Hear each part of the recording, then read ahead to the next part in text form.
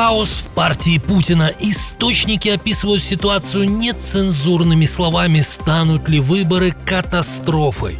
Сокрушительный удар по оккупантам, десятки единиц техники уничтожены в один момент. Где россияне попали в западню? Полный захват Ирана, шокирующее заявление из Вашингтона. В США обещают разгром. Россия готовится к новому вторжению. У границ НАТО срочно строятся новые военные базы и модернизируется инфраструктура, где Москва готовит новую операцию.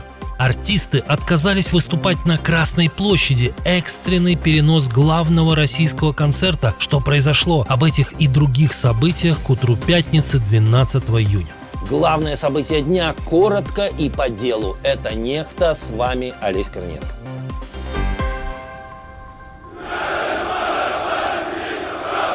Без разрешения Зеленского в Москве уже боятся проводить не только майский парад. Главный концерт страны тоже не рискнули проводить на Красной площади. Впервые почти за четверть века шоу ко Дню России перенесли на другую площадку. Причем не под открытым небом. Как пишет МСК-1, мероприятие пройдет в культурном центре Моссовет на Преображенской площади, которая находится на востоке Москвы. Официальных объяснений нет, но может организаторы опасаются летной погоды. Симптоматично еще одно. Как отмечает издание, большинство заявленных ранее так называемых звезд не приедут радовать зрителя. Это была цитата. Обновленный список остается секретом, пока на сцену отважилась выйти только Надежда Бабкина.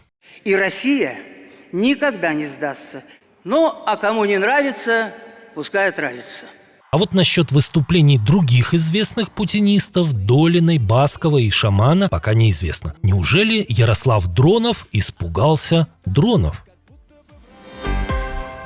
Ловушка, как в кино. Украинские защитники применили многоходовочку и нанесли мощнейший удар по российской логистике в Крыму. Об этом в эфире «Суспильная студия» рассказал командир первого отдельного штурмового полка Дмитрий Филатов.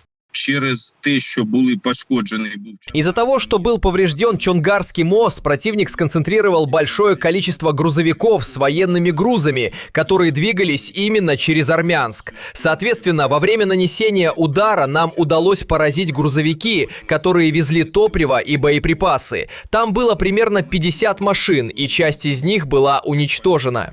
Филатов также заявил, что Чонгарский мост сейчас не пригоден для движения транспорта из-за полученных повреждений. По его словам, российские войска пытаются наладить снабжение через альтернативные маршруты и понтонные переправы.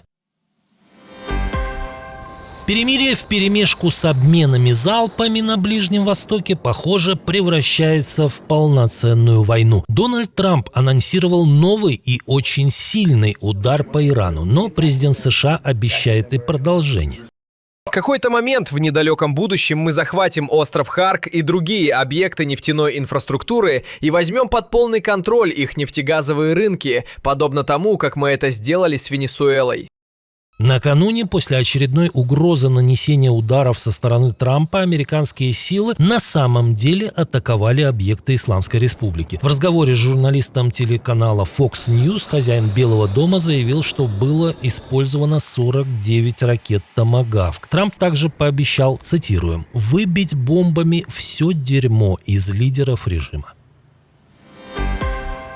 Пока лидеры Европы хотят убедить Путина перестать воевать с Украиной, Россия строит новую военную базу у самой границы с НАТО, а именно под боком у Финляндии. Как сообщает финское издание «Юля», в районе Новой Вилги под Петрозаводском с осени прошлого года выросли десятки новых зданий. По данным журналистов и военных экспертов, на базе появится более 50 объектов. По оценкам экспертов, там могут разместить от 4 до 6 тысяч солдат, а в перспективе и до 15 тысяч. Как думаете, к чему они готовятся?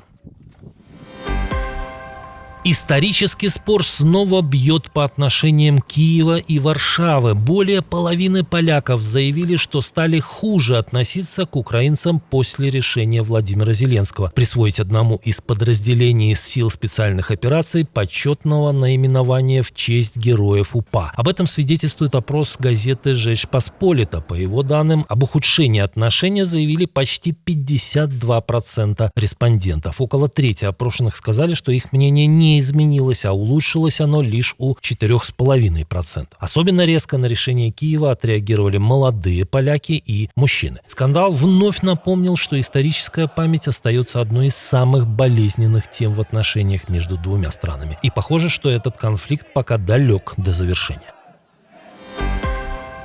В партии Путина царит настоящая паника. До выборов в Госдуму осталось всего 3 месяца, а в «Единой России», похоже, до сих пор не знают, с чем и с кем на них идти. Как пишет «Медуза» со ссылкой на источники в Кремле, регионах и самой партии, кампания фактически проходит вслепую. Собеседники издания утверждают, что до сих пор не утверждены даже окончательные списки кандидатов, а ключевые установки обещают спустить только к концу июля.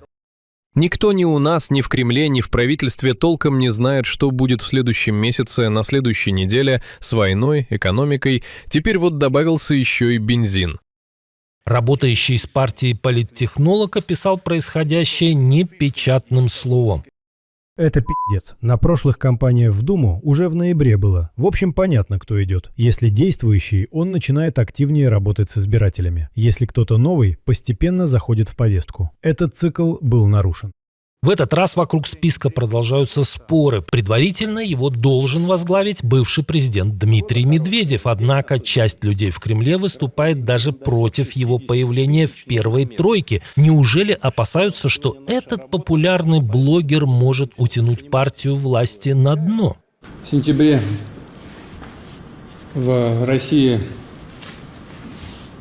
пройдут выборы в парламент, в Государственную Думу. Это важнейшее внутриполитическое событие страны. Похоже, даже Путин понял, что выборы могут стать катастрофой. Новое совещание Совета Безопасности он посвятил именно им.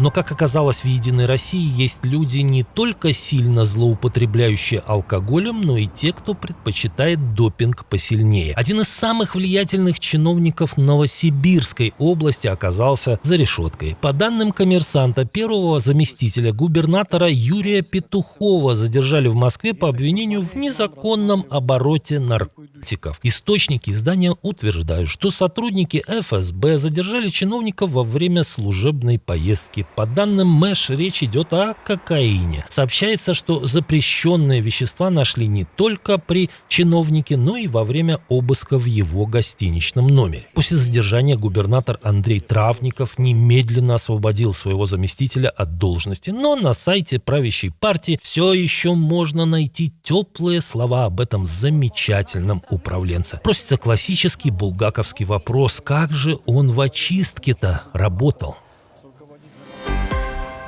Правительство Великобритании столкнулось с новым кризисом. Министр обороны Джон Хилли объявил об уходе в отставку.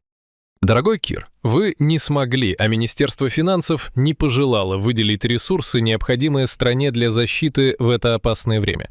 Без плана инвестиций в оборону, отвечающего требованиям времени, я вынужден принимать решения, которые снизят боеготовность наших сил, увеличат риск для личного состава во время операций и могут сделать страну менее безопасной.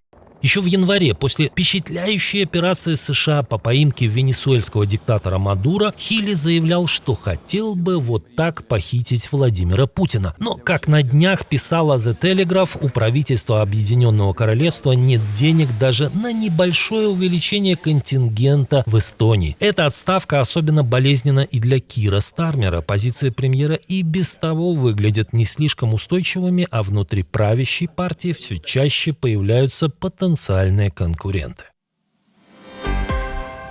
Москва продолжает мстить Армении за проевропейский выбор и выводит торговую войну на новый уровень. Россельхознадзор объявил, что с сегодняшнего дня запрещает ввоз всей подкарантинной продукции из Армении, включая товары, которые через страну идут транзитом в другие государства Евразийского союза. Официальная причина — обнаружения капрового жука в партиях армянских орехов, сушеных персиков и томатов. Этот вредитель считается опасным для зерна и другой сельхозпродукции.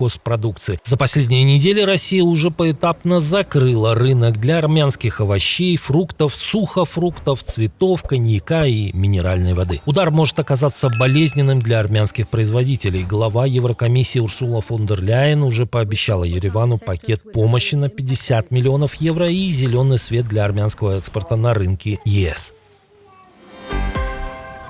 10 лет советских людей убеждали в том, что их сыновья погибают в войне с афганскими душманами не зря. Еще в первые годы путинской эры тоже снимали героические фильмы о 9-й роте. Но с линии Кремля произошли удивительные перемены. Оказалось, что теперь говорить плохо о тамошних боевиках нельзя. Жители Ростова-на-Дону впервые оштрафовали за критику Талибана. 19-летний парень оставил во ВКонтакте оскорбительный комментарий под новостью о сотрудничестве России с властями Афганистана. Суд решил, что его слова разжигают вражду между народами двух стран и назначил штраф в 10 тысяч рублей. Контраст выглядит особенно ярко. Еще несколько лет назад в России судили за поддержку Талибана, а сегодня штраф можно получить уже за слишком резкие слова в его адрес. После прихода талибов к власти Кремль признал их правительство, исключил движение из списка террористических организаций и даже подписал с ним соглашение